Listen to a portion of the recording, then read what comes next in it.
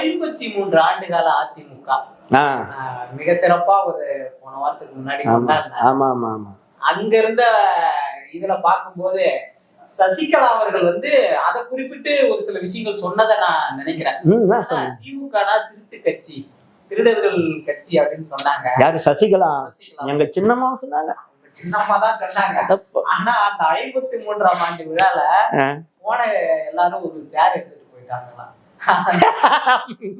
அந்த மேட்ரு தெரியாதா?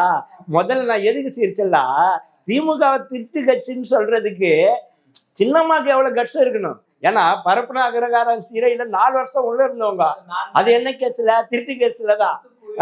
அந்த மாதிரி அந்த கேஸ்ல.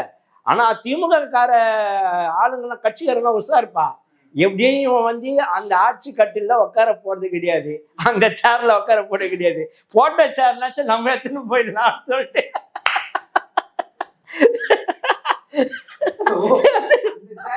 இந்த சேர்னாச்சும் நம்மளுக்கு பிஞ்சுச்சு அப்படின்னு எடுத்துன்னு போயிட்டுக்கிறாங்க.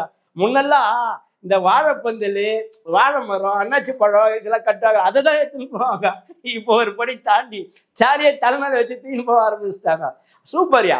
இது மாதிரி விஷயங்கள்லாம் நடக்கிறப்பதான் எவ்வளவு உஷாரா இருக்காங்க மக்கள்னு பாக்குறேன்.